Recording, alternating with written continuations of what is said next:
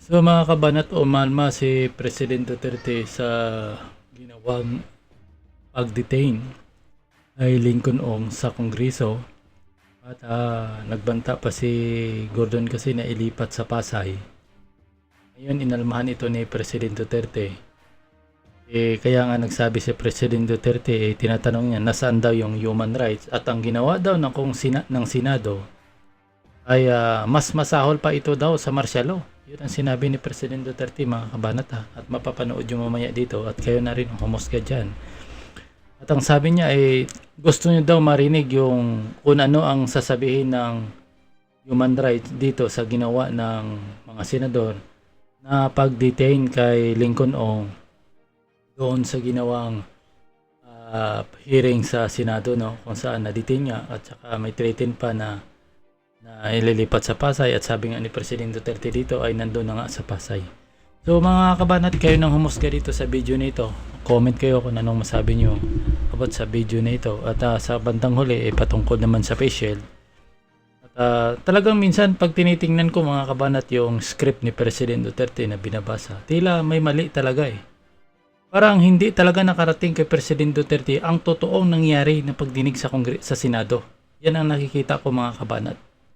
Parang iniikutan siya ng mga gabinete niya.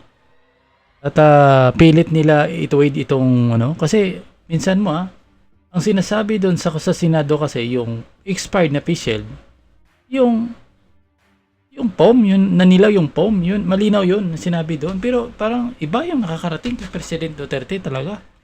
Parang nakikita ko yung information na nakarating kay President Duterte ay talagang hindi na accurate mga kabanat. Paki-observe mga kabanat kung talagang napansin nyo rin yun sa nangyayari ngayon. So panoorin nyo mga kabanat. Now I want to focus on my attention on what appears to be an intimidation of resource persons during the Blue Ribbon Committee. Dahil ba hindi ninyo nakuha ang sagot na gusto ninyong marinig sa isang resource person, inikulong ninyo at gusto pa ninyong ipalipat na sa Pasay City Jail. Nandoon na nga ngayon. Ipanalipat, you really had him transferred in the Pasay City Jail. Now, let me just shoot the breeze with you, the senators. Kaya ba kayo nag-iimbestiga to find out the truth? So, because if the truth is already there with you, what's the use of looking for an answer in an investigation? Magtatanong kayo. Kung ayaw ninyo yung sagot, magagalit kayo. Tapos, you threaten, we will cite you in contempt. And we can detain you forever. Is that how a civilized Congress works? Takutan ba ito? Kaya nag-iimbestiga ka kasi gusto mong malaman na yung sagot ng tao hindi sang-ayon sa alam mo na ang totoo. Then do not blame him because that is his truth. You just cannot assume altogether that he is lying. That would be a cockeyed view of what a hearing should be. Kaya ka nag-imbestiga, kumukuha ka ng sagot. Bakit ka makipagdebate at ang sabihin mo nagsisinungaling siya? So therefore, may sariling answer ka na. You have already in yourself the answer because every time the resource person answers and it does not fit the thing or the solution in your mind, you threaten them and actually you did actually detain them in the Pasay City Jail. So, kung may alam ka na, bakit ka makipag-away? Bakit mo pa ipakulong isang tao na alam mo na pala ang sagot, bakit ka pa mag-imbestiga? If you are trying to ferret out the truth, you wait until everybody has testified.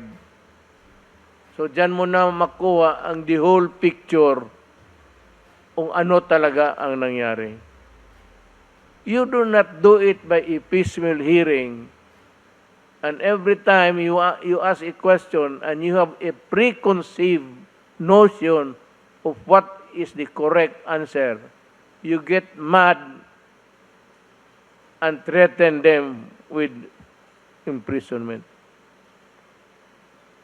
Akala ba ninyo akala ko ba ayaw ng mga taong Pilipinas ng martial law? Tignan mo yung ginagawa ng Senado ngayon. It is just more than a martial law. Moti pa martial law, dali ka pa doon sa korte ng military, or at least it's a court, before you were held before a military or a civilian, as they wanted it to be at that time. But at least there is a court hearing, and the person accused is afforded the right to be heard. Yan ang importante dyan. So, ang human rights, gusto kong marinig kung ano ninyong sinasabi. The Constitution really provides that no person shall be deprived of life, liberty, or property without due process of law.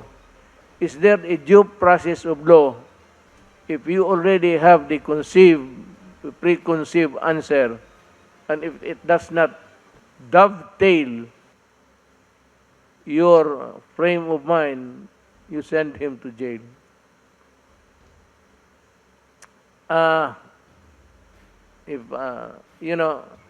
Just piece of advice.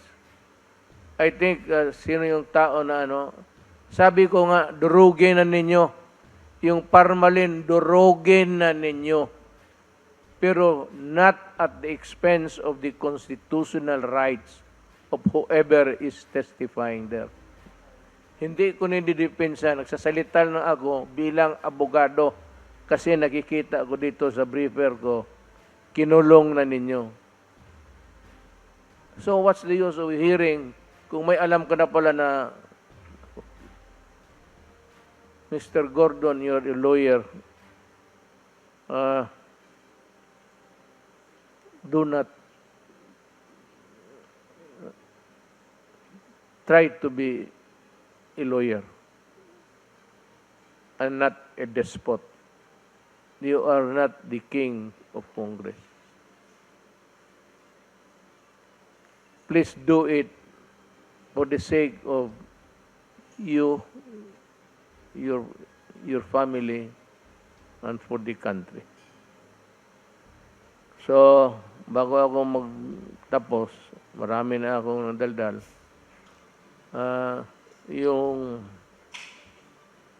Wala na yung face shield. Ito yun.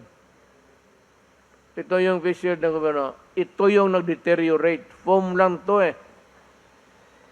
And of course, yung garter. Pero the garter has many, over time, maging maluwang yan. So you transfer there's a button there. Ilipat mo naman dito para higpit uli. Over time, pag maubos itong butas,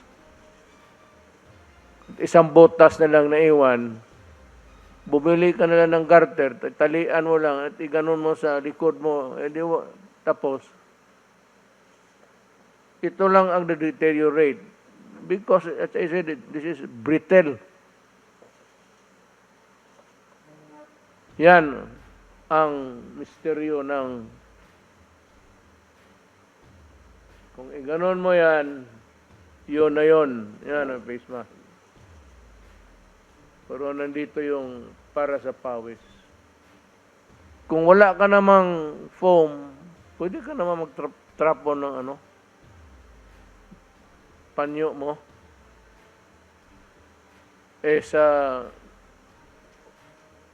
Nakita ko sa sine sa operating room, ang tiga pahid ng pawis ng surgeon yung tatrabaho, yung nurse.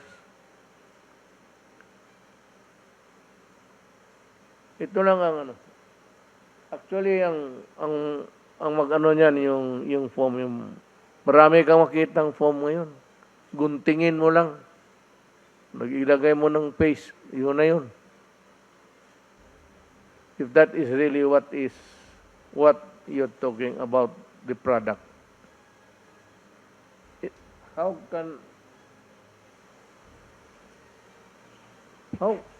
can this thing deteriorate?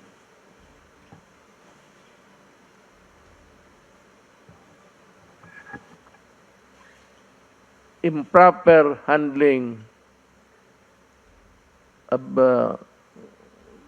abuse in the use of the masisira talaga. Kung mayroon itong ano, ilagay mo lang yan dyan.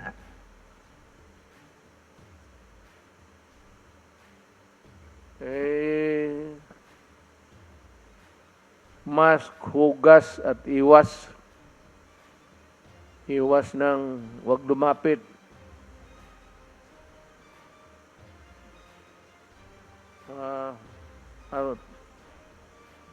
Ito pa. Ito para kay Gordon lang rin.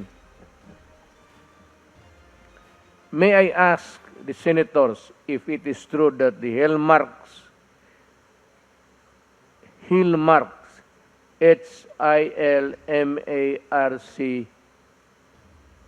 may S, is it true that Hillmark is the contractor of the new Senate building being constructed?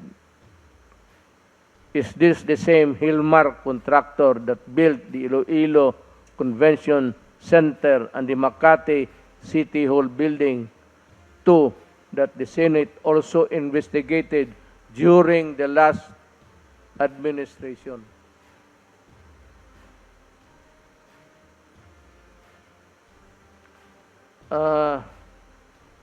Gusto ko rin malaman na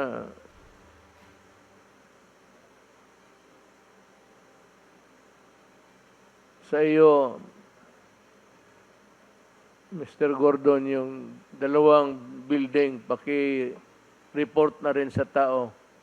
The reason why the people are also interested in the investigation, in the audit, is gusto ng tao buksan ninyo ang libro para makita kung saan tumakbo yung pera. Yan ang gusto ng tao. Hindi na masyado sila sa what happened to the money.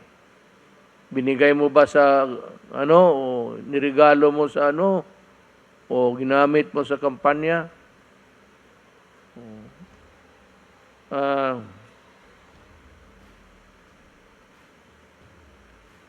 I am now asking this Solicitor General to formally ask COA to act on the disallowance and remind them of their constitutional duty to collect the 140 million pesos as stated in the demand letter of SBMA Chairperson and Administrator Isma, dated August of this year, which was sent via registered mail.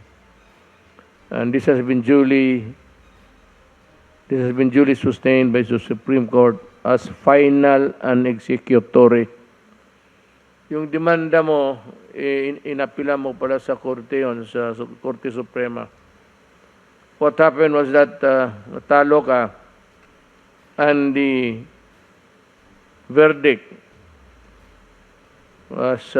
is final and executory na. So no appeal, no nothing, except for you to pay.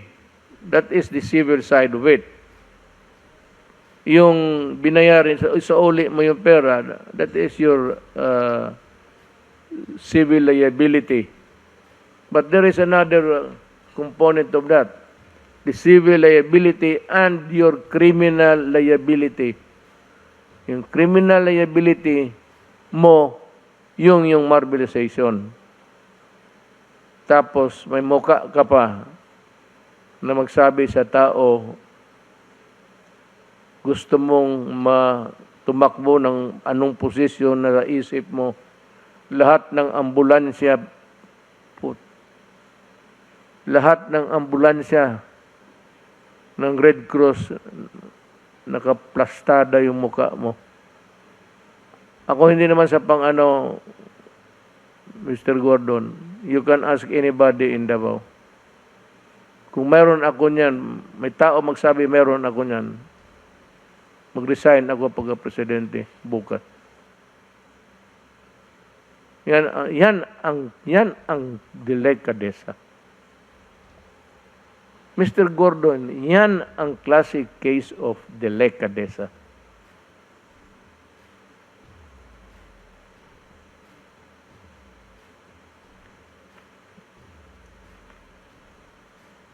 On the matter of the testing kits, pinalabas na naman nila, overpriced na naman. Hindi naman yan ang titigilan. Pero I know that you can answer this considering the situation, capacity.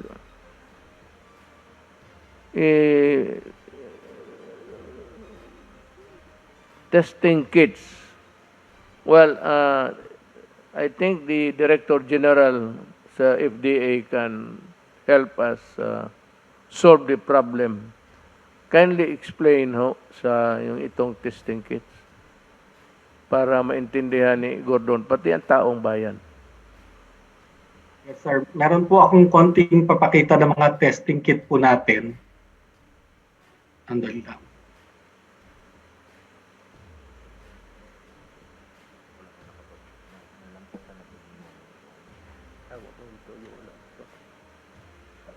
Yes, sir. Pina-check po natin yung mga testing kits natin, no, na mga naka-register sa FDA po starting noong March 2020. Yun po kasing una na nag-register. At ito po yung mga kits na mga pinaka-common na binibili po at ginagamit. Ito pong nucleic acid test ng Shanghai Gene Diagnostics. Yun pong shelf life talaga nila dahil nga mga bagong kits ito, 6 months lamang. Yun pong pangalawa, ito po ay galing din pong China, Beijing Applied Biologics, 6 months din po. At yung C-Gene na yung pinakauna po na Korean kit na na-approve sa atin, medyo mahaba-haba po, 8 months yung kanya pong shelf life. Kasi nga po, mga bagong diagnostic kits ito at bago po yung teknolohiya, kaya wala naman po silang experience ng matagal, kaya may ikli po talaga ang shelf life ng kits ng panahon na yon. Ito pong SD biosensor, ito na po yung pinakamahabang nakita namin, no? 12 months po yung kanyang shelf life. Pero yung pinakamadalas pong gamitan, itong Sansure, ito po nasa gitna. Karamihan po ng mga private labs, kahit po yung Philippine Red Cross, yan po ang ginagamit, yung Sansure. At ang 6 months din po talaga ang shelf life ng kit na yan. At ito rin po, isa sa mga nabili rin po ng DOH, yung A-Star Fortitude. 6 months din po ang na yan, ang shelf life talaga ng kit na yan. Ito pong susunod naman po yung primer design, yung GeneSig, mga March din po yan na register, 6 months din. Ang medyo matagal po yung Gene Expert, pero yung Gene Expert, hindi po yan nagagamit sa iba't ibang mga machine, no? Very particular machine, at saka medyo mas mas lumang technology na ito na inadapt lamang to COVID. Pero kahit na ganun na medyo lumang technology na siya, 12 months din po yung kanyang shelf life. Ang pinakamahaba po dito na nakita rin natin, yung BGI po na madalas din pong gamitin, nabili rin po ng gobyerno yan. Talaga pong 6 months lang din po ang shelf life ng kit na yan. At yung Mirces po na Fortitude, ito October na po, ng bandang end of the year na po ito na-register with a shelf life of 12 months. So nung tinignan po namin talaga, mahigit halos 200 po yung in the end na-register ng mga test kits sa atin sa FDA from March to November ng 2020. Pero talaga pong lahat sila ang shelf life 6 to 12 months lamang. So wala po talagang mabibili na kit na 4 months ang mga shelf life, lalo na po nung start of the year. All testing kits were really made very quickly at developed very quickly, and ang shelf life po talaga ay 6 months lang. Kaya wala naman pong mabibili talaga ang DOH na bado ng shelf life. Yan lang po, Mr. President. Thank you.